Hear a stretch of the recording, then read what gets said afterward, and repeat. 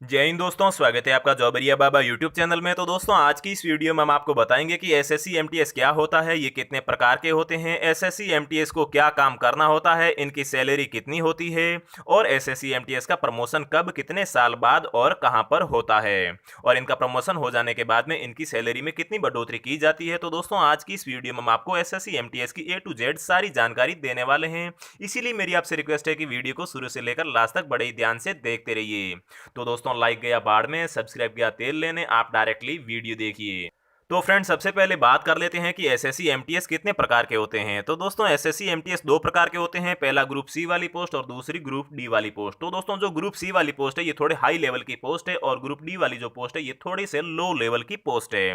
तो दोस्तों, अगर आपके यहाँ पर मार्क्स ग्रुप सी वाली पोस्ट के बराबर आ जाते हैं तो दोस्तों आपको ग्रुप सी की पोस्ट दी जाती है, जिसमें कस्टम डिपार्टमेंट आते हैं, इनकम टैक्स डिपार्टमेंट आते हैं। और जैसा कि आप सब लोग जानते हैं कि कस्टम डिपार्टमेंट और इनकम टैक्स डिपार्टमेंट काफी रेस्पेक्टेड डिपार्टमेंट माने जाते हैं। और अगर आपका यहाँ पर एसएससी एमटीएस में सिलेक्शन भी हो जाता है लेकिन कम मार्क्स से सिलेक्शन होता है तो दोस्तों आपको यहाँ पर ग्रुप डी की पोस्ट दी जाती है, जो उस स्टेट में एनी अदर डिपार्टमेंट या फिर मिनिस्ट्रीज होती है उसमें आपको जॉब पर लगा दिया जाता है। तो दोस्तों, यहाँ पर ग्रुप सी की जो सैलरी होती है वो सैलरी भी अलग होती है और उनका जो काम होता है वो भी अलग होता है। तो दोस्तों, ये सारी जानकारी आगे हम इस वीडियो में आपको देने वाले हैं। तो फ्रेंड, जैसा कि आप लोग जानते हैं कि जब आपने यहाँ पर एसएससी एमटीएस का फॉर्म फिल किया था तो आपसे यहाँ पर स्टेट की प्रेफरेंस मांगी गई थी। मान लीजिए आपने यहाँ पर 3 स्टेट की प्रेफरेंस डाल दी है, तो आपका अगर यहाँ पर सिलेक्शन हो जाता है तो आपको इन 3 में से जो भी आपकी फर्स्ट प्रेफरेंस होगी उस हिसाब से आपको उस स्टेट में जॉब दे दी जाएगी, अगर आपने उस स्टेट की कट ऑफ में अपने मार्क्स लाए हैं तो।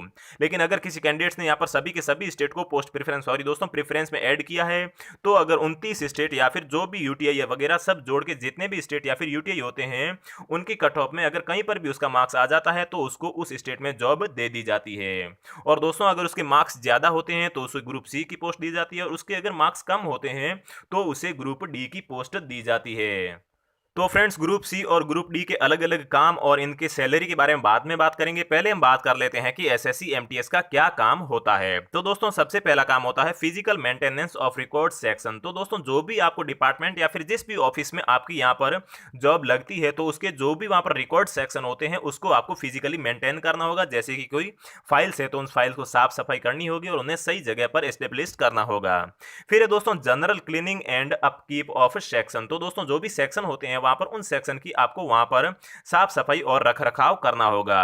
फिर carrying of files and other papers, मतलब कि जो भी आपके वहां पर ऊपर ऑफिसर होते हैं, हायर अथॉरिटीज होती है, वो आपको जो भी काम देते हैं, जैसे कि कोई फाइल लाने को बोलते हैं तो आपको वो लाना होगा, या फिर कोई अदर पेपर लाने को बोलते हैं तो वो भी आपको लाना होगा। अगर ऑफिस के अंदर ही लाना होगा, इनसाइड वर्क होगा तो आपको इनसाइड वर्क करना होगा, आउटसाइड होगा तो आपको आउटसाइड जाकर भी ये फाइल्स या फिर पेपर लाने पड़ सकते हैं। फिर है दोस्तों फोटोकॉपिंग, सेंडिंग फैक्स ईटीसी, मतलब कि अगर वहां पर फोटोकॉपी की कोई जरूरत होती है तो फोटोकॉपी का भी काम आपका ही होगा, और किसी को फैक्स सेंड करना है तो वो भी काम आपका होगा। मतलब कि आपकी हायर अथॉरिटीज या फिर आपके हायर ऑफिसर्स आपको जो भी यहाँ पर काम देते हैं वो काम आपको यहाँ पर बड़ी ईमानदारी से करना होगा। फिर है दोस्तों other non clerical work in section, मतलब कि यहाँ पर नॉन क्लरिकल जितने भी वर्क्स होते हैं वो अगर आपकी हाई अथॉरिटी आपको बोलती है तो आपको वो भी करने पड़ सकते हैं। फिर है डिलीवरिंग ऑफ डाक। तो दोस्तों, जो डाक होती है ये भी आपको डिलीवर करनी पड़ सकती है इनसाइड एंड आउटसाइड, मतलब कि डिपार्टमेंटल के अंदर भी अगर आपको पार्सल करने को बोला जाए डाक को तो वो भी आपको करनी पड़ सकती है, या फिर आउटसाइड कहीं दूसरे डिपार्टमेंट में जाकर आपको सेंड करने को बोला जाता है तो आपको डाक वहां पर भी सेंड करनी पड़ सकती है। फिर है दोस्तों वॉच एंड वार्ड ड्यूटी, मतलब कि दोस्तों यहाँ पर आपको वॉचमैन या फिर जो भी आपके गार्ड की ड्यूटी होती है वो भी आपसे करवाई जा सकती है। लगभग देखा जाता है कि ये काम लगभग सभी ऑफिसेज में होता है। अगर वहां पर गार्ड की सही से व्यवस्था नहीं होती है तो आपको गेट पर गार्ड की ड्यूटी पर भी लगाया जा सकता है और वॉचमैन की भी ड्यूटी पर आपको यहाँ पर लगाया जा सकता है। फिर है cleaning of rooms furnitures etc, मतलब कि आपको यहाँ पर जो भी ऑफिस में या फिर जिस भी डिपार्टमेंट में जो भी रूम होते हैं या फिर जो भी फर्नीचर्स होते हैं, जैसे कुर्सी टेबल्स होते हैं, उनको भी आपको रखरखाव करना होगा और उनकी भी आपको समय समय पर सफाई करनी होगी। और दोस्तों, हो सकता है कभी कभी आपको यहाँ पर झाड़ू पोछे भी करने पड़ सकते हैं। लेकिन दोस्तों, अगर यहाँ पर ग्रुप सी की पोस्ट है तो जिसमें आपके ग्रुप सी में चपरासी आते हैं, वॉचमैन आते हैं, माली आते हैं, ड्राइवर आते हैं, ये सब आपके ग्रुप सी में आते हैं। और दोस्तों, जो ग्रुप डी की पोस्ट है सॉरी दोस्तों, ये सभी आपके ग्रुप डी में आते हैं। और जो ग्रुप सी की पोस्ट होती है इसमें आपको ऑफिस में काम पर लगाया जाता है, और जिस भी डिपार्टमेंट में लगाया जाता है वो डिपार्टमेंट काफ़ी हाई लेवल का होता है। फिर दोस्तों हम बात कर लेते हैं work related to his ITI qualifications, मतलब कि अगर किसी स्टूडेंट ने यहाँ पर एसएससी एमटीएस में उसका मतलब पोस्ट दे दी गई है, उसकी जॉब लग गई है, और अगर उसने साथ में आईटीआई भी कर रखी है और उन ऑफिसर्स को मालूम चल जाता है कि इस बंदे ने आईटीआई कर रखी है, तो आईटीआई से रिलेटेड जो भी वर्क्स होते हैं वो भी यहाँ पर आपके हाई अथॉरिटीज वाले अफसर आपसे काम करवा सकते हैं। फिर है दोस्तों driving if you have any driving licence, तो दोस्तों अगर आपके पास में ड्राइविंग लाइसेंस है तो आपसे यहाँ पर ड्राइविंग भी करवाई जा सकती है। ये आपके ऑफिसर पर डिपेंड है कि आपसे ड्राइविंग करवाई जाए या फिर नहीं। फिर है upkeep of parks loans and potted plants, मतलब कि आपके जो भी वहाँ पर पार्क्स होते हैं या फिर जिस ऑफिस में जो भी लॉन होता है या पोटेड प्लांट्स होते हैं तो उनका रखरखाव भी आपको करना पड़ सकता है, मतलब कि आपको माली का काम भी आपसे यहाँ पर करवाया जा सकता है। फिर है दोस्तों any other works assign by superior authority, मतलब कि आपके सुपीरियर अथॉरिटी या फिर सुपीरियर जो भी आपके ऑफिसर होते हैं उनके द्वारा जो भी आपको काम कहा जाता है वो सारे काम आपको यहाँ पर बड़ी ईमानदारी से करने होंगे। आप उनके काम को कभी भी ना नहीं कर सकते, क्योंकि आप सिर्फ उन्हीं के लिए असिस्टेंट की तरह काम करते हैं, उन्हीं के आगे आप काम करते हैं। फिर दोस्तों बात कर लेते हैं कि ग्रुप सी की यहाँ पर सैलरी कितनी होती है, ग्रुप डी की सैलरी कितनी होती है और इनमें कौन कौन सी पोस्ट आती है। तो दोस्तों पहले भी मैंने आपको बताया था कि जो ग्रुप सी की पोस्ट है ये थोड़ी हाई लेवल की पोस्ट है और ग्रुप डी की जो पोस्ट है ये थोड़ी लो लेवल की पोस्ट है। तो दोस्तों ग्रुप डी में यहाँ पर चपरासी भी आते हैं, प्योन भी आते हैं, साथ ही में माली भी आ जाता है और ड्राइवर्स भी यहाँ पर ग्रुप डी में माने जाते हैं। इस प्रकार से जो पोस्टें होती है वो ग्रुप डी में मानी जाती है। और ग्रुप सी में जो ऑफिस बॉय होते हैं, जो ऑफिस के काम दिए जाते हैं, जो क्लरिकल काम होते हैं वो यहाँ पर दे दिए जाते हैं। और इनकम टैक्स या फिर कस्टम डिपार्टमेंट में इन ग्रुप सी वालों की ड्यूटी लगाई जाती है, जो काफी हायर डिपार्टमेंट या फिर रेस्पेक्टेड डिपार्टमेंट माने जाते हैं।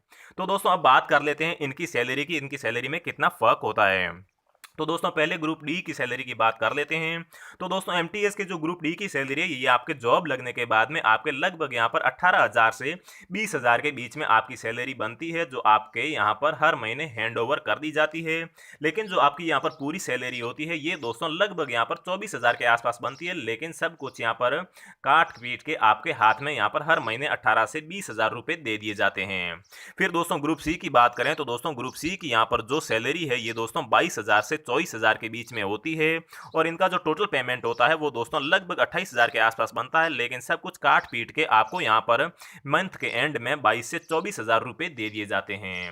तो दोस्तों अब करते हैं कि इनको और क्या क्या यहाँ पर बेनिफिट या फिर और कौन कौन से अलोवेंस या फिर कुछ और क्या फ़ायदा दिया जाता है। तो दोस्तों यहाँ पर एक जो फ़ायदा मैं आपको बताने वाला हूँ ये मैंने कहीं पर भी ऑफिशियली नहीं पढ़ा है, लेकिन फिर भी दोस्तों मेरा एक दोस्त है जो वहाँ पर जॉब कर रहा है, उस हिसाब से मैं आपको बता रहा हूँ। और इस क्वेश्चन की काफ़ी ज़्यादा डिमांड है कि अगर हमारी एसएससी एमटीएस में जॉब लग जाती है तो क्या हमें यहाँ पर रहने के लिए क्वार्टर या फिर रहने के लिए कोई प्लेस दिया जाता है या फिर नहीं, या फिर हम खुद से ही वो प्लेस को अरेंजमेंट या फिर क्वार्टर का अरेंजमेंट, रूम का अरेंजमेंट करना होता है।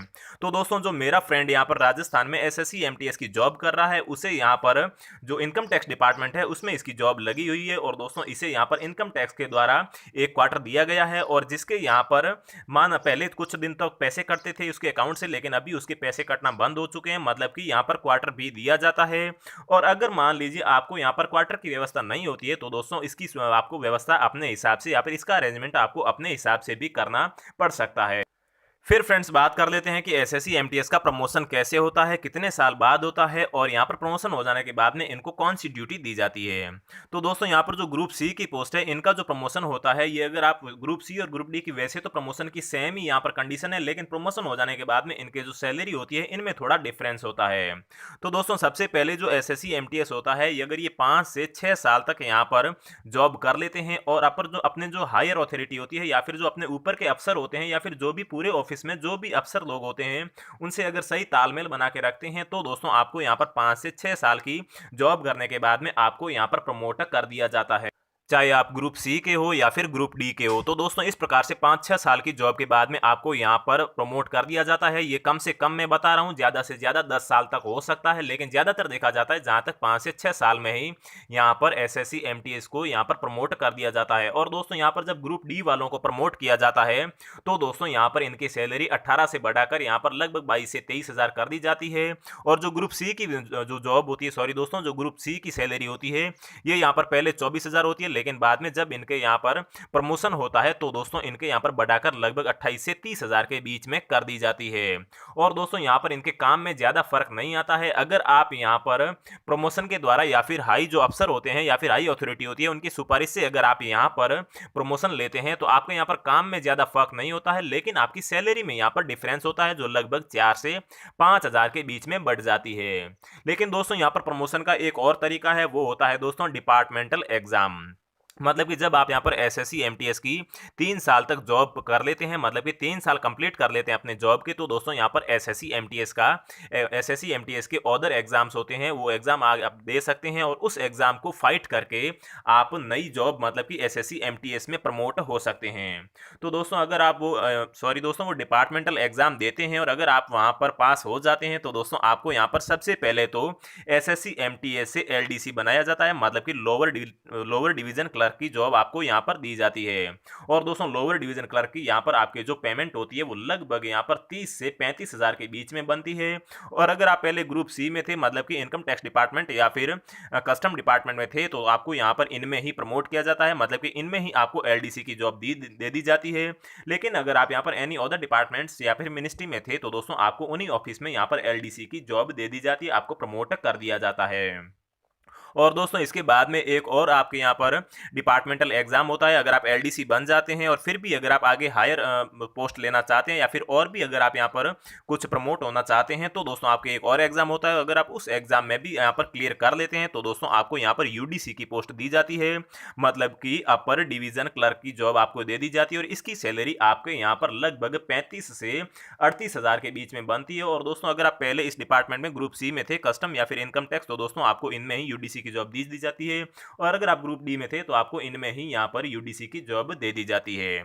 तो दोस्तों ये हो गया पूरा एसएससी एमटीएस का पूरा जॉब प्रोफाइल, काम और जो भी आप जानना चाहते हैं। और अगर आप एसएससी एमटीएस से रिलेटेड अभी भी कोई दिमाग में क्वेश्चन है तो दोस्तों वो नीचे कमेंट बॉक्स में आप कमेंट करके हमसे पूछ सकते हैं। जितना जल्दी हो सकेगा हम आपके कमेंट का रिप्लाई जरूर करेंगे। जय हिंद, वंदे मातरम।